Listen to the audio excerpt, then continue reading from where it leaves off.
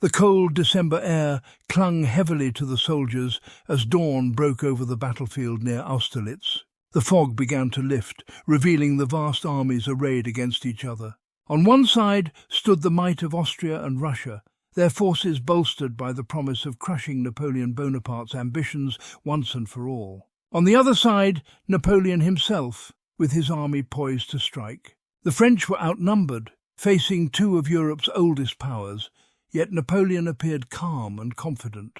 What his enemies didn't know was that they were walking into a trap of his making, a trap that would not only shatter their hopes of victory, but also secure his place as one of history's greatest military geniuses. What happened next would be remembered as the Battle of Austerlitz, or, as it came to be known, the Battle of the Three Emperors. It was December 2nd, 1805, exactly 1 year after Napoleon had crowned himself Emperor of the French. Facing him on the battlefield were the combined forces of Tsar Alexander I of Russia and Holy Roman Emperor Francis II of Austria. Their coalition army boasted more than 85,000 troops, significantly outnumbering Napoleon's 67,000 soldiers. Confident in their numerical advantage, the Austrians and Russians believed they had Napoleon cornered and planned to deliver a crushing blow that would end his ambitions of European domination. However, what they perceived as a tactical opportunity was, in fact, a brilliantly designed trap. In the days leading up to the battle, Napoleon had deliberately given the impression of weakness. His troops were strategically positioned to appear overextended, and he even allowed the enemy to occupy the high ground at Pratzen Heights, a key position on the battlefield. The coalition forces took the bait, convinced that Napoleon's army was vulnerable and ripe for destruction. They devised a plan to flank Napoleon's right wing, intending to cut off his army from its supply lines and force a retreat. Napoleon had anticipated this move. He knew the coalition leaders, particularly Tsar Alexander, were eager for a swift victory and would overcommit their forces in an attempt to destroy his seemingly weakened right flank. As the coalition began to mobilize their troops, Napoleon's strategy slowly began to unfold. He had left his right flank exposed on purpose, knowing the coalition would attack it aggressively, which would weaken their center, Napoleon's true target. The morning of December 2nd arrived, and the battlefield was shrouded in thick fog. The coalition forces began their advance, confident they were on the verge of a great victory. The plan was simple: crush the French right flank and force a retreat. However, as the coalition army moved forward, the fog concealed the true strength of Napoleon's forces, particularly those hidden in reserve behind the hills. As the enemy troops advanced, Napoleon quietly repositioned his own forces, ready to strike. The coalition's attack on the French right wing began as planned, with Russian and Austrian troops pushing forward. The French forces under Marshal Davout put up a fierce resistance, but the coalition believed victory was within their grasp. As they continued to pour more troops into the attack on the right flank, Napoleon saw his opportunity. At around 9 a.m., as the fog began to lift, Napoleon gave the order for his troops to move. French forces, led by Marshal Soult, surged forward from their positions, aiming directly at Pratzen Heights, where the coalition forces had concentrated their reserves. The sudden French assault on the coalition centre caught the Russians and Austrians completely off guard. Their lines, stretched thin from the aggressive push on the right flank, were unprepared for the ferocity of the French attack. The Battle of Austerlitz now entered its decisive phase. As Soult's troops stormed up Pratzen Heights, they met fierce resistance from the Russian Imperial Guard, one of the most elite fighting forces in Europe. The fighting was brutal and bloody, with both sides suffering heavy casualties. Yet despite the Russians' best efforts, the French continued their relentless advance. By midday, the French had seized control of Pratzen Heights, the key to the battlefield.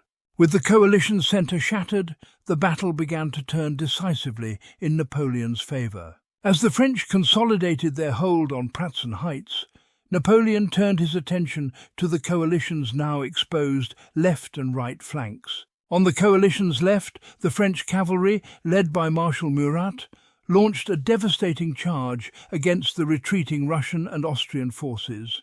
The cavalry cut through the coalition's lines, turning what had been an orderly retreat into a chaotic rout.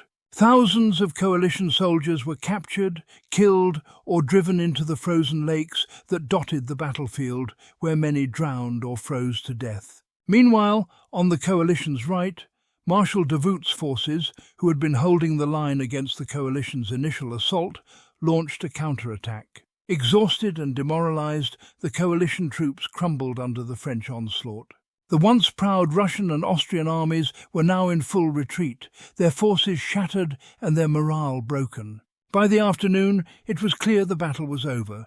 The coalition forces had been decisively defeated. More than 36,000 coalition soldiers were killed, wounded, or captured, compared to fewer than 9,000 French casualties. Napoleon's victory was absolute, and the Battle of Austerlitz would go down in history as one of his greatest triumphs. In the aftermath of the battle, the consequences for the coalition were catastrophic.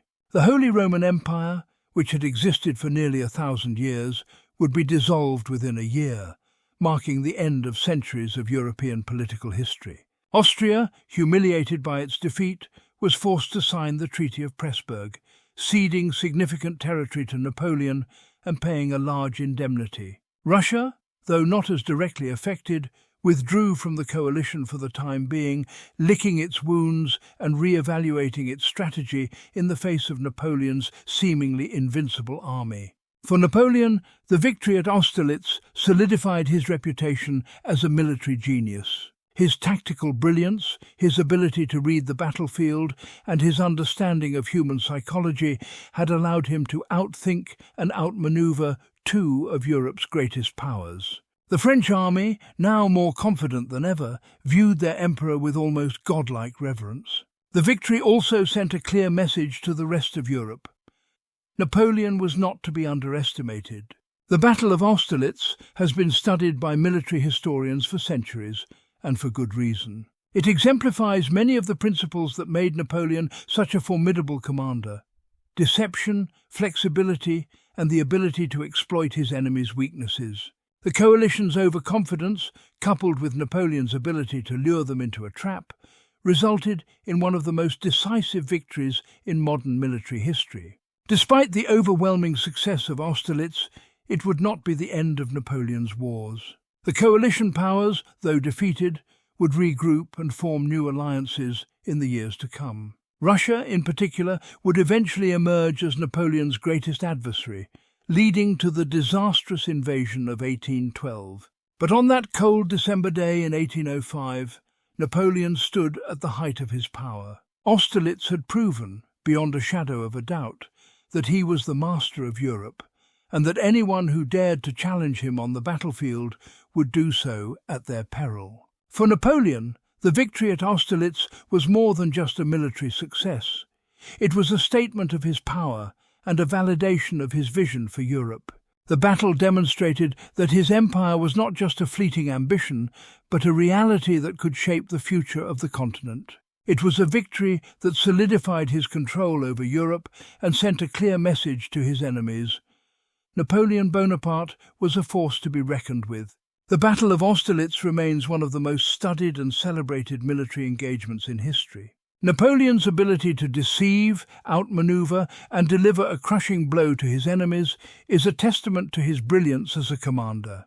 But it is also a reminder of the cost of war and the fragility of even the most powerful empires. For Napoleon, the victory at Austerlitz would mark the pinnacle of his military career. Though he would go on to win many more battles, none would ever match the significance or brilliance of that cold December day in 1805.